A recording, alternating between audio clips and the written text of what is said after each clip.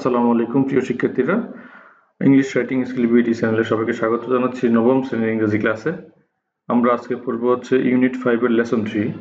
তো লেসন 3টা হচ্ছে আওয়ার ফুড এন্ড শেল্টার, আমাদের খাবার এবং আশ্রয়, এই শিরোনামে দুটো ছবি দেখতে পাচ্ছি। এখন এই ছবিগুলো সম্পর্কে আমাদের কাছ থেকে জানতে চাচ্ছে, look at the picture and answer this questions. মানে ছবিগুলোর দিকে তাকাও এবং প্রশ্নগুলোর উত্তর দাও। What do the people do in a tree or a boat? মানুষরা গাছ বা নৌকা কি করে? প্রথমে আমরা গাছ নিয়ে বলছি। ইন দ্য ট্রি, গাছে দেখতে পাচ্ছি the image shows a tree house which is likely used as a dwelling or shelter. চিত্রে একটি গাছ বাড়ি দেখানো হয়েছে যার সম্ভবত আবাস বা আশ্রয়ের জন্য ব্যবহৃত হয়। It could also be used for recreation or as a play area. এটি বিনোদন বা খেলার জায়গা হিসেবেও ব্যবহৃত হতে পারে। অনেক রিসোর্টে অথবা অনেক জায়গাতে আছে এরকম পার্কের মধ্যে এরকম গাছের মধ্যে বাড়ি, ছোট ঘর বানানো হয়, ওখানে বাচ্চারা খেলতে পারে। যেমন নুহাশপল্লীতে আমি একবার এমন দেখেছি। ওকে, ইন দ্য বোট, বোটে নদীতে কি দেখতে পাচ্ছি? The image shows some gypsy people living in the boat. চিত্রে আমরা কিছু জিপসি মানুষ যারা দেখতে পাচ্ছি, যাযাবর মানুষ। যাযাবর মানুষ কারা? বেদে মানুষের নাম তোমরা শুনেছো হয়তো, যারা অনেক এলাকাতে বাইদ্যা বলে বা বেদে সহজ ভাষায়। সেটা হচ্ছে তোমার ওই, এরা নদীতে থাকে, নদীতে নদীর এক অঞ্চল থেকে আরেক অঞ্চলে যাবে নদীর নৌকা বেয়ে। তো ওখানেই ওরা ওই যে সাপের খেলা দেখায়, কেউ তাবিজ বিক্রি করে, কেউ জাদু দেখায়, এইসব দেখায়। এইসব মানুষদেরকে বলা হয় বেদে বা gypsy people. Why do they do so?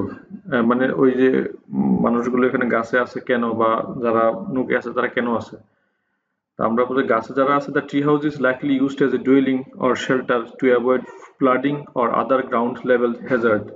গাছ বাড়িটি সম্ভবত আবাস বা আশ্রয়ের জন্য ব্যবহৃত হয় যাতে বন্যা বা অন্য কোনো নিচু অঞ্চলের বিপদ থেকে বাঁচা যায়। It could also B A temporary or seasonal residence. এটি একটি সাময়িক বা মৌসুমী আবাসস্থল হিসেবেও ব্যবহৃত হতে পারে। If used for recreation it might be to enjoy a unique space or view. যদি এটা বিনোদনের জন্য ব্যবহৃত হয় তাহলে এটি একটি অনন্য স্থান বা দৃশ্য উপভোগ করার জন্য হতে পারে। ইন দ্য বোট, নৌকাতে কেন মানুষ থাকে? The boats are used as a home because they are poor people and they don't have any land to live in. নৌকাগুলো ঘর হিসেবে ব্যবহৃত হয় কারণ তারা গরিব মানুষ এবং তাদের আর কোনো থাকার জায়গা নেই। Okay, read what the teacher Miss Chowdhury and her students are talking about. এখানে মিস চৌধুরী এবং তার শিক্ষার্থীরা কি বিষয়ে কথা বলছে সেটা পড়তে বলা হলো। The scarcity of food will be a serious problem in the years ahead. খাদ্যের অভাব ভবিষ্যতে একটি গুরুতর সমস্যা হয়ে দাঁড়াবে। It is true that our agriculturist have developed new varieties of rich rice and its per acre production has definitely increased. এটি সত্য যে আমাদের কৃষিবিজ্ঞানীরা নতুন জাতের ধান উদ্ভাবন করেছেন এবং এর একর প্রতি উৎপাদন নিশ্চিতভাবে বেড়েছে। অর্থাৎ মানুষ বাড়ছে, মানুষের সাথে পাল্লা দিতে ধান উৎপাদন করতে হবে। ধানের কয়েক জাতের আমরা জানি যে হাইব্রিড ধানের জাত এখন তৈরি হয়েছে, যেগুলো দিয়ে বেশি পরিমাণে ধান উৎপাদন হয়। But the rate of increase in food production cannot keep pace with the rate of population growth. কিন্তু খাদ্য উৎপাদনের বৃদ্ধির হার জনসংখ্যা বৃদ্ধির হারের সাথে তাল মিলিয়ে চলতে পারছে না। This is because our land is fixed, we cannot increase it while our population is increasing rapidly. এর কারণ হলো আমাদের ভূমির পরিমাণ নির্দিষ্ট, অর্থাৎ আমরা এটিকে বাড়াতে পারি না, অথচ আমাদের জনসংখ্যা দ্রুত বাড়ছে। Another group leader comes up with the housing problem in the country, which he says adds much to the food problem. অন্য এক গ্রুপ নেতা দেশের আবাসন সমস্যার কথা উত্থাপন করেন, যা তিনি বলেন খাদ্য সমস্যাটাকে আরো প্রকট করে তোলে। He says, সে বলে, families are growing larger in size and at the same time breaking into smaller families.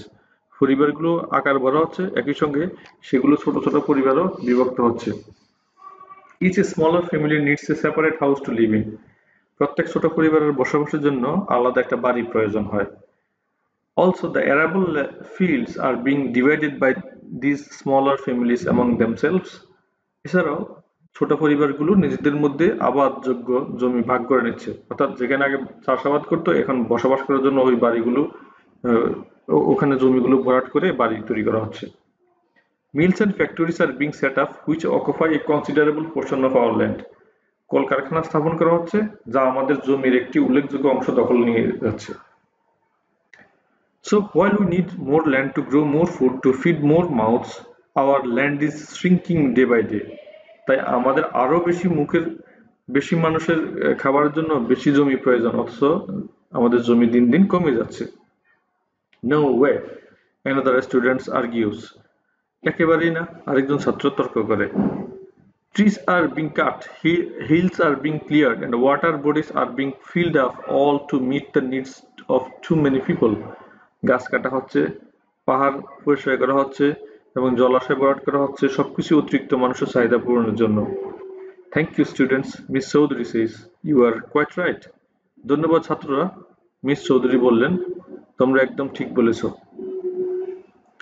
Let me tell you about this village where I was born and brought up. তোমাদের আমি সেই গ্রামের কথা বলি যেখানে আমি জন্মেছি এবং বড় হয়েছি। Things were not like this in the past. আগে পরিস্থিতি এমন ছিল না। I remember as a child the village was so beautiful. আমি ছোটবেলার কথা মনে করি, গ্রামটি খুব সুন্দর ছিল।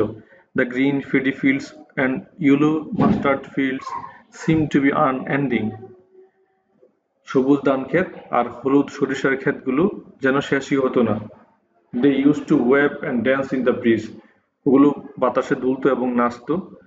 There used to be a wood in the northern side of the village. গ্রামের উত্তর দিকে একটা বন ছিল। There was a tall tamarind tree in the middle of the wood. বনের মাঝখানে একটা উঁচু তেঁতুল গাছ ছিল। Also, there was a big banyan tree which looked like a huge green umbrella with its aerial roots hanging down. এছাড়াও একটি বড় বটগাছ ছিল যা বিশাল সবুজ ছাতার মতো দেখাতো আর ঝুলন্ত শিকড় নিচে নেমে থাকতো। I often used to go there with my friends. আমি প্রায়ই আমার বন্ধুদের সাথে সেখানে যেতাম। We would often have a picnic there. আমরা সেখানে প্রায় পিকনিক করতাম। While the boys would climb the tamarind tree, uh, while the boys would climb the tamarind tree and pick up tamarind, I and my best friend Rima used to swing from the hanging roots. যখন ছেলেরা তেঁতুল গাছে উঠে তেঁতুল পারতো, আমি আর আমার সেরা বন্ধু বা সবচেয়ে ভালো বন্ধু রিমা ঝুলন্ত সিঁড়ি ধরে দোল খেতাম। But now look the wood is গন। কিন্তু এখন দেখো বনটাই হারিয়ে গেছে। The beauty of the crop field is spoiled by the unplanned houses built here and there. ফসলের ক্ষেতের সৌন্দর্য এলোমেলোভাবে নির্মিত বাড়িগুলোর কারণে নষ্ট হয়ে গেছে। আমরা কিছু এমসিকিউ দেখতে পাচ্ছি। এমসিকিউ যেগুলো দেখতে পাচ্ছ আশা করি সবার সামনে বইটা আছে, আমরা এগুলো উত্তরটা দেখব এখন। প্রথমটা হচ্ছে the rate of increase in food production cannot keep pace with the rate of population growth. The sentence means that the food production is less than what is needed. বলা হচ্ছে যে আমাদের এখানে যে খাদ্য উৎপাদন হচ্ছে সেটা আসলে তাল মিলাতে পারছে না জনসংখ্যার যে বাড়তি হার আছে সেটার সাথে। তো এটার কারণটা কি? এটা বলা হচ্ছে যে ফুড প্রোডাকশনটা হচ্ছে খুব কম, যতটা প্রয়োজন তার চেয়ে কম। 2 নম্বর, how can our housing problem add to our food problem?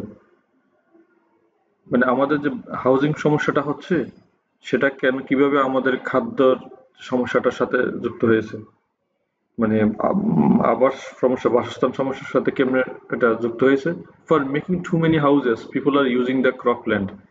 যেহেতু বেশি বেশি ঘরবাড়ি তৈরি হচ্ছে তাই চাষযোগ্য জমি কমে যাচ্ছে যা খাদ্য উৎপাদনে প্রভাব ফেলছে।